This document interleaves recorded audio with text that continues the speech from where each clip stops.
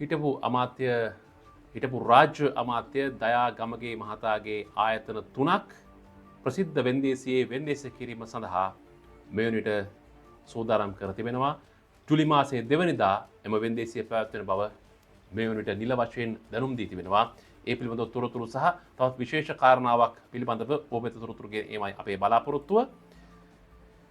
හිටපු රාජ්‍ය අමාත්‍ය දයා ගමගේ මහතාට අයත් බව කියන ව්‍යාපාරික ආයතන 3ක් වෙන්දේසිය සඳහා නියම කර තිබෙනවා. කොළඹ වාණිජ මහාධිකරණයේ නියෝජ්‍ය ෆිස්කල්වරයා විසින් පුවත්පත් ඔස්සේ ප්‍රසිද්ධ දැන්වීමකට අනුව ජුලි මාස 2025 ජුලි මාස 2 වෙනිදා උදෑසන 10ට මෙම වෙන්දේසිය පැවැත්වීමට තමයි තීරණය කර තිබෙන්නේ.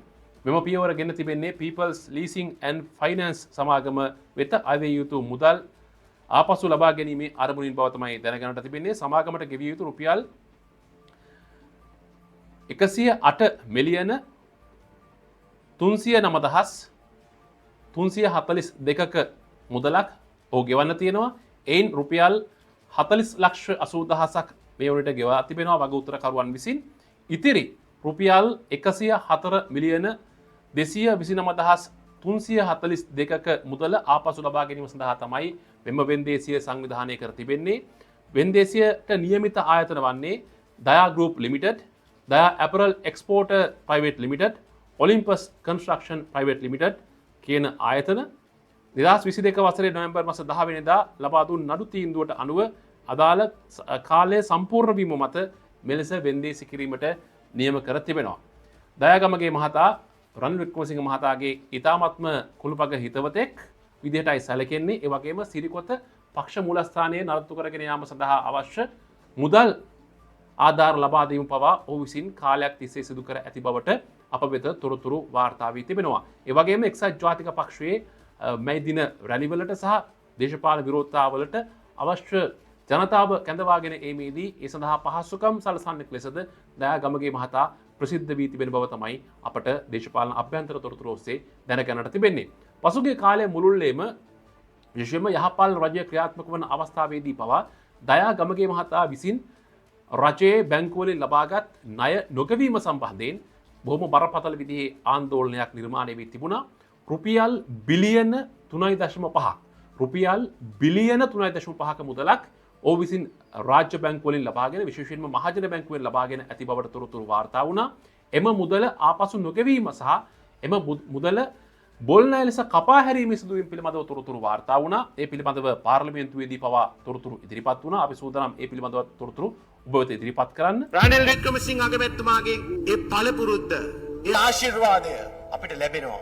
අපි ගිහිල්ලා එතුමාට මොකක් හරි දෙයක් කිව්වම එතුමාට ඒක තේරෙනවා. ඒක කරන්න කොහෙවත් අපිව නවත්තන්නේ නැහැ.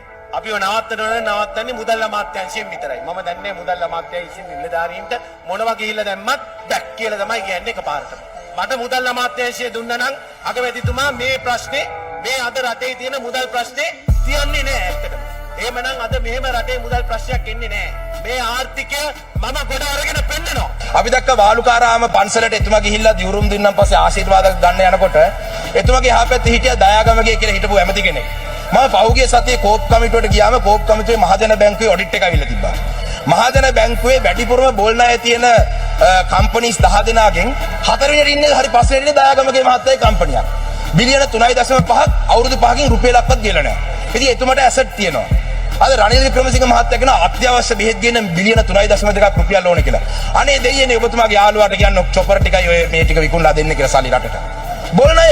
ඉතින් හිතනවාද රාජපක්ෂ ආණ්ඩුවේ ඉන්නකොටම දයාගමගේ මහත්තයා මහජන බැංකුවට රුපියලක් ගෙවලා නැත්නම් දැන් රනිල් වික්‍රමසිංහ මහත්තයා ඉන්නකොට ගෙවයි කියලා.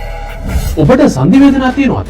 එහෙනම් ශනික සහනය සහ දිගුකාලීන සුවතාව වෙනුවෙන් පාවිච්චි කරන්න පුළුවන් වගකීම් සහගත නිෂ්පාදනයක් ඔබට ඉදිරිපත් කරන්න අපි සූදානම්. අපි මේකට වග කියන්නේ පාරම්පරික දැනුම, දේශීය අමුද්‍රව්‍ය මේ සියල්ල කැටි කරගනිමින් කොළඹ විශ්වවිද්‍යාලයේ මේ ඕතොශීල් සංදිවේදනා සඳහාම වැඩි දියුණු කරන නිසා ඕතොශීල් අපේ වටේ අපේ විශ්වවිද්‍යාලයක අපේ නිෂ්පාදනයක්. නිෂ්පාදනය සහ බෙදා හැරීම. පැඩ්නා ලයිෆ් සයන්ස් පුද්ගලික සමාගම. දයාගමගේ මහතා සඳහන් කරන ආකාරයට මුදල් අමාත්‍යාංශයත් ඔහුට ලබා දෙන්න කියලා තමයි ඔහු ඉල්ලා සිටින්නේ ඒ කාලේ.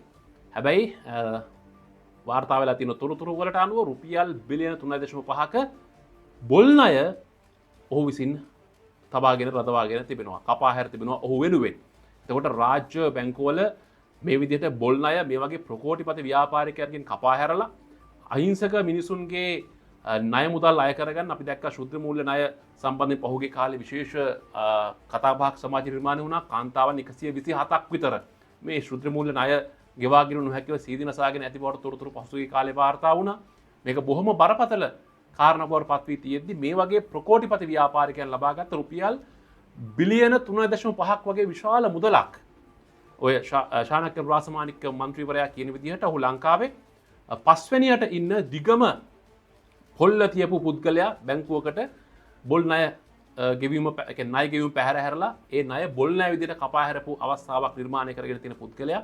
ඉතින් මේ සිදුවීම සම්බන්ධයෙන් මේ ක්‍රියාවලිය ආරක්ෂා කරන්න මේ ණය පැහැර ගෙවීම පැහැර හැරීමේ ක්‍රියාවලිය ආරක්ෂා කරන්න රනිල් වික්‍රමසිංහ ජනාධිපතිවරයා ඒ වගේම හිටපු අගමැතිවරයා සහ ජනාධිපතිවරයා ලෙස 2022න් පසුව කටයුතු කරා කියන චෝදනා එල්ල වී තිබුණා. එවැනි වටපිටාවක තමයි මේ සම්බන්ධයෙන් තීරණයක් ලැබී තිබෙන්නේ. නමුත් මේ තීරණයත් වත්මන් ආණ්ඩුව බලයට පත් වුණාට පස්සේ ලැබුණු තීරණයක් නෙවෙයි. ඒකත් අපි අවබෝධ කරගත යුතුයි. මේ සම්බන්ධයෙන් වාර්තා වන තොරතුරු වලට අනුව මේ පිළිබඳව අපක්ෂපාතීව අඩු විභාගයක් සිද්ධ වී තිබෙනවා. තොරතුරු විමර්ශනයක් සිද්ධ වී තිබෙනවා. ඒ අනුව ජුලි මාසේ පසුගිය 2022 අවුරුද්දේ නොවැම්බර් මාසේ 10 වෙනිදා ලබා දුන් නඩු තීන්දුවකට අනුව ඔහු මේ මුදල් ගෙවන්නට පොරොන්දු වී තිබෙනවා. එම ගෙවීමේ කාලේ ලබාගත් පොරොන්දු කාල සීමාව ඉක්මවා ගොස් ඇති නිසා තමයි මේ විදිහට වෙන්දේසි කරන්න තීරණය කර ඇත්තේ කියලා තමයි වාර්තා වෙන්නේ. 2022 නොවැම්බර් මාසේ 10 වෙනිදා ඔහු මේ මුදල් ගෙවන්න පොරොන්දු වෙලා තියෙනවා. නමුත් ඔහුට ගෙවන්න පුළුවන් වෙලා තියෙන රුපියල් 40,80,000ක මුදලක් විතරයි. තවත් 108 මිලියන 309,342ක මුදලක්, ඒ කියන්නේ මිලියන 108ක් ගෙවන්නට නියමිතව තිබෙනවා. ඒ මුදල ඒ සමස්ත මුදල ගෙවන්න ඉතුරුලා තියෙනවා රුපියල් 104 මිලියන 229,342ක මුදලක්. ඒ මුදල ගෙවලා නැති නිසා තමයි ඔහුට හිමි ආයතන 3ක් ප්‍රසිද්ධ වෙන්දේසියේ එළඹෙන ජුලි මාසයේ 2 වෙනිදා උදේ 10ට වෙන්දේසි කරන්න තීරණය කළා තියෙන්නේ. ඔහුට හිමි ආයතන 3ක් තියෙනවා.